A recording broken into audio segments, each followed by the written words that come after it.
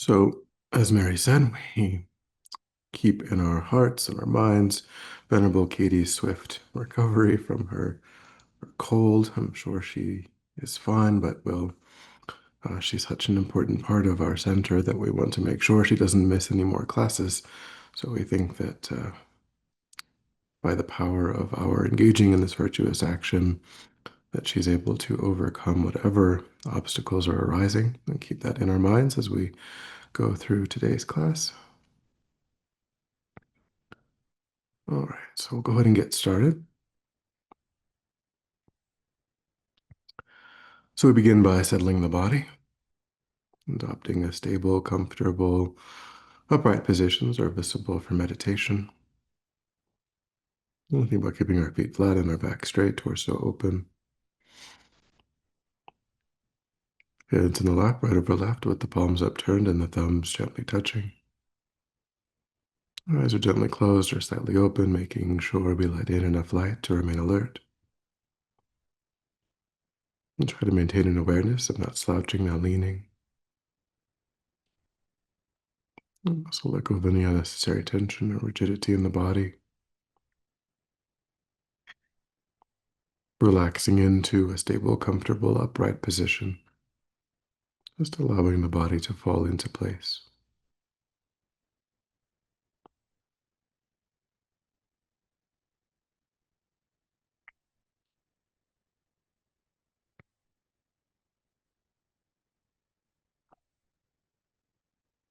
We begin to let go of attending to the outside world, allowing sights and sounds to be as they are.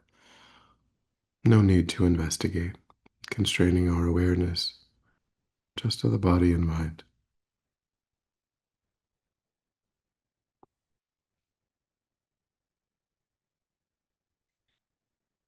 Concentrating that awareness in the present by attending closely to the physical sensation of the air as it moves into and back out of the tip of the nostrils.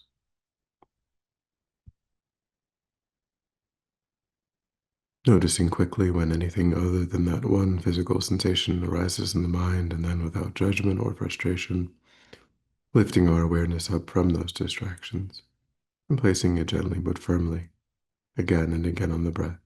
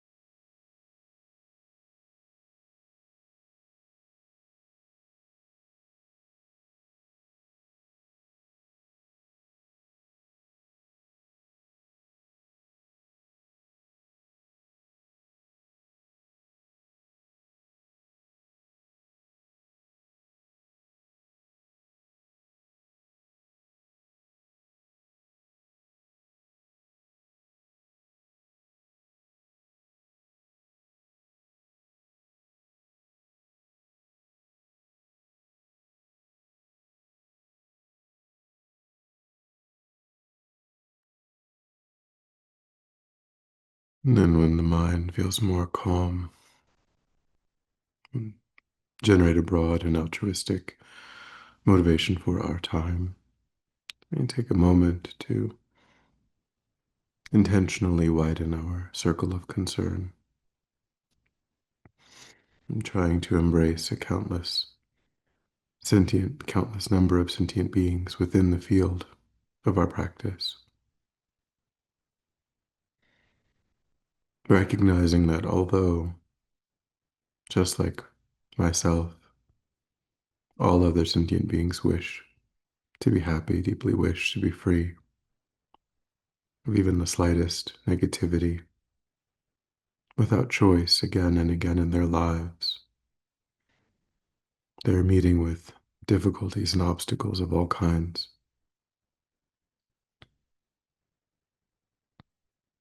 So we try to find the suffering of sentient beings to be unbearable,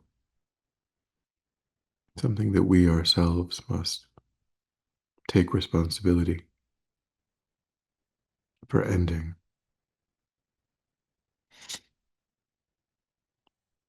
I think we must install all sentient beings in a state of perfect, true happiness, exactly as they wish.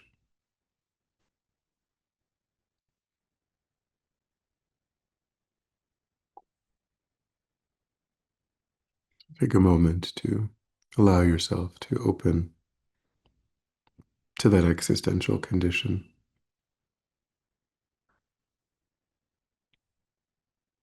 recognizing that it isn't hopeless, it isn't baked into the experience of reality itself.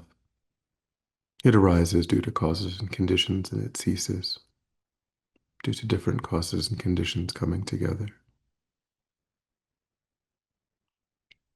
So we ourselves have the power to bring about those new causes and conditions. The suffering of sentient beings is not inevitable.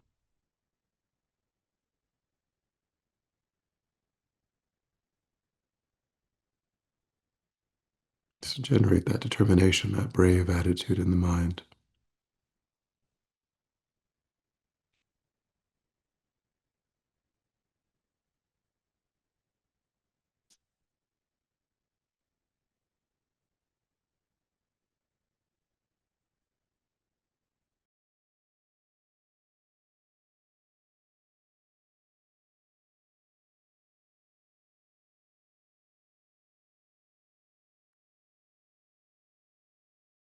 With that motivation, one of the obstacles that we face to engaging in our practice is the mistaken view that our lives are completely ordinary,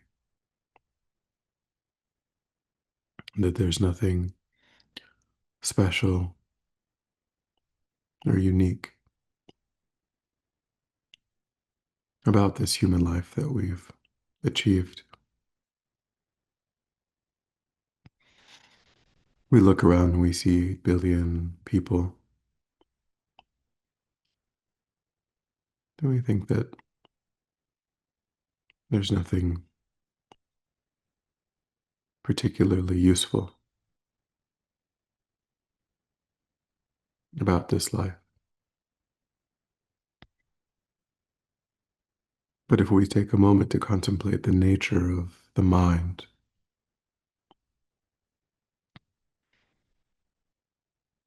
at its core, the mind is simply an energy that knows and generates awareness.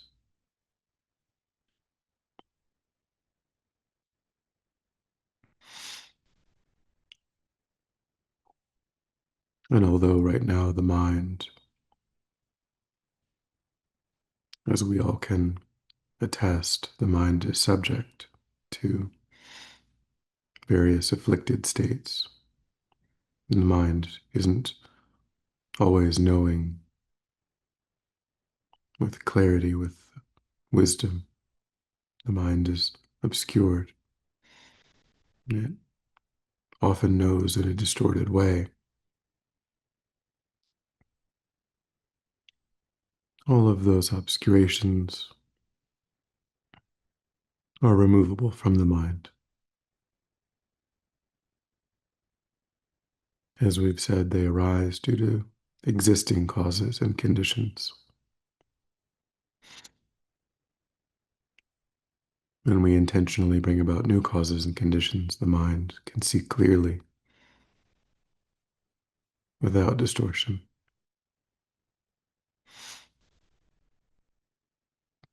And we ourselves achieve that state of perfect clarity, perfect wisdom, perfect love, perfect compassion.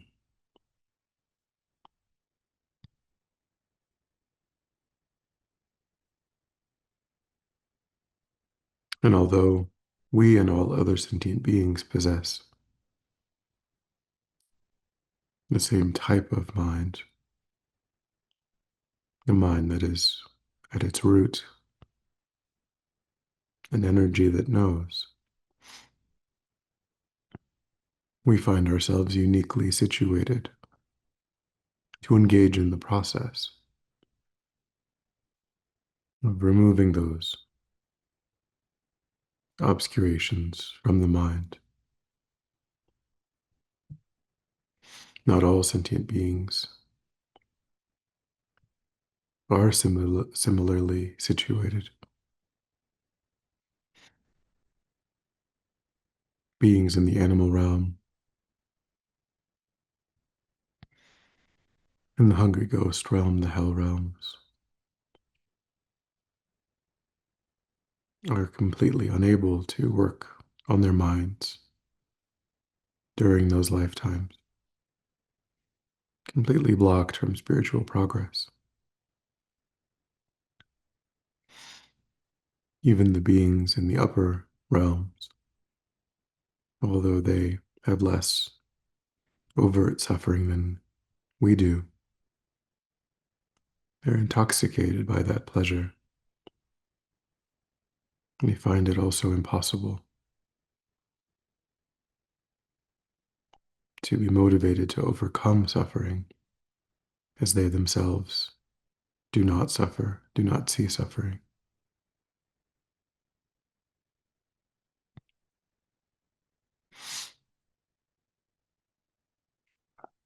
So in this human realm, we're free from these extremes. Our body and mind work well enough to engage in spiritual practice. We're able to see the urgent need to do so.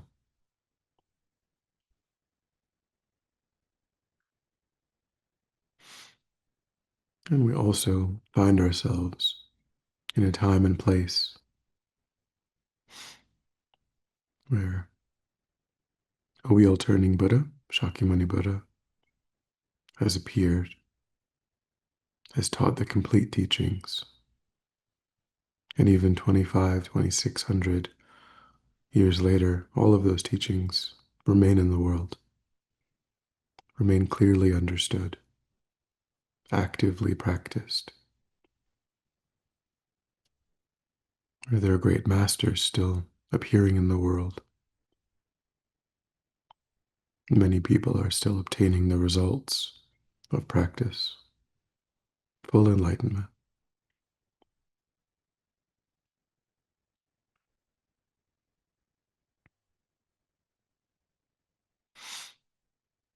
So think how fortunate we are.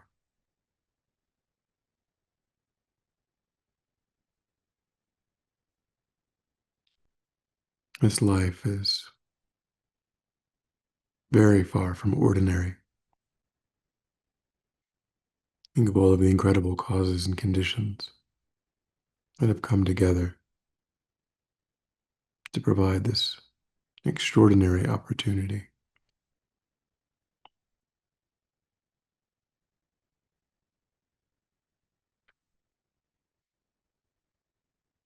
All of the work and prayers that we must have done in past lives to create these conditions,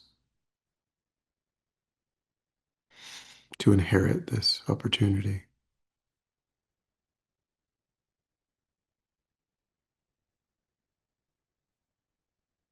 And allow your mind to be suffused with that sense of joy.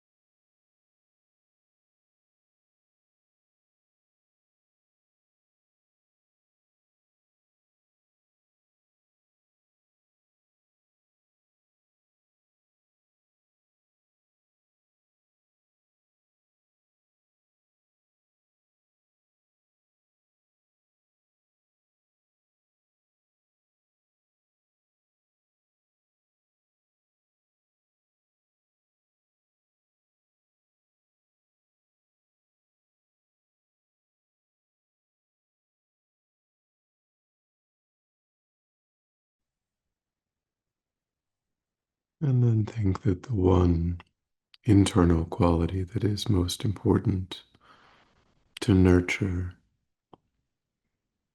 is our own genuine interest, our own enthusiasm for pursuing a spiritual path. There are many other people on this earth who have all of the same external opportunities. They too have a body and mind that work well enough for spiritual practice. They too live in a time and a place where the teachings are available, and yet they lack that interest. They may pass this life only attempting to become more wealthy, to have higher status, to pursue only sensory pleasures in the pursuit of power, or absorbed in negativities, stealing, killing.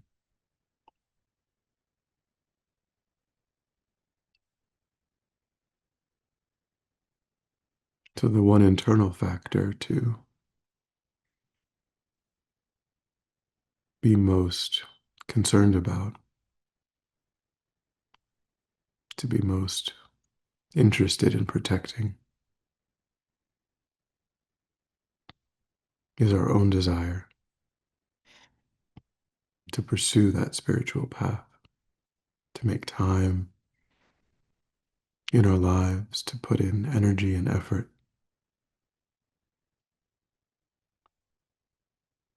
through our understanding of the insignificance, the relative insignificance of being concerned only with those worldly pursuits.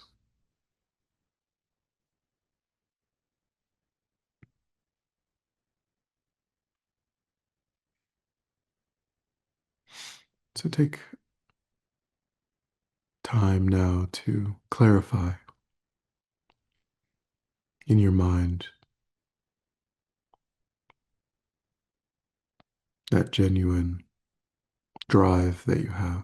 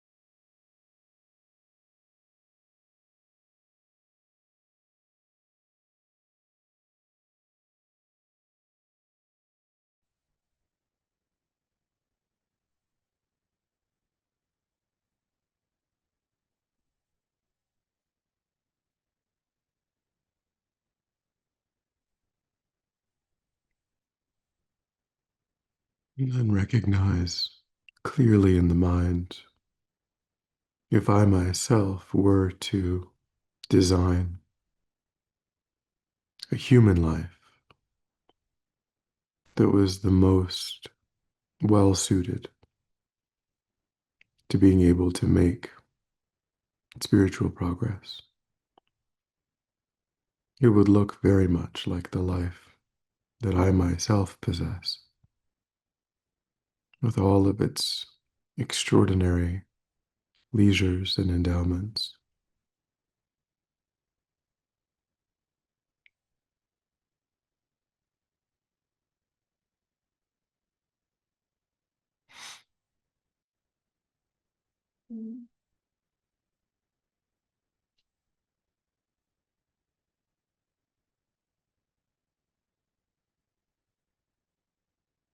And on the basis of that, give rise to a strong resolve to not take this life for granted, to be determined to extract the highest meaning from this precious human life by being committed to that spiritual path that you've clarified in your mind. And rest your mind in that determination.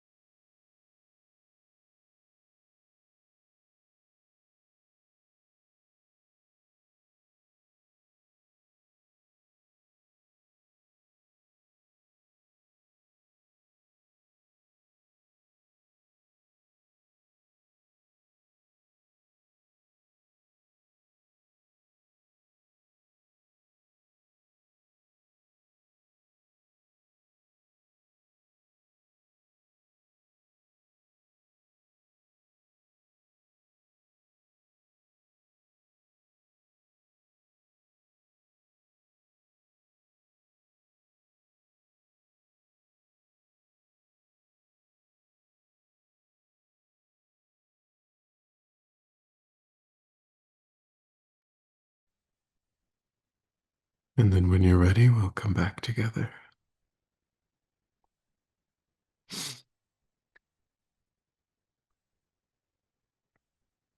and we'll dedicate. So recollect your altruistic motivation and think that by having engaged in this contemplation, you've actualized that motivation, which has generated positive energy in your mind, and think that you freely offer the fruit of your practice, that positive energy, for the benefit of all sentient beings without exception. Thinking strongly when this positive energy ripens, may it serve as a cause and condition to eliminate war and conflict, poverty, famine, disease, disasters, all painful inner and outer conditions, May it fully ripen the minds of all sentient beings. May they quickly meet perfect teachers and arise in the state of full enlightenment. May I too achieve the state of enlightenment, so that I might work for the benefit of sentient beings perfectly. May any obstacles facing the Guru's long life be completely dispelled. And may I and all sentient beings in this moment come under the joyful care and guidance of enlightened beings. May we be guided and protected until we swiftly achieve that state of enlightenment.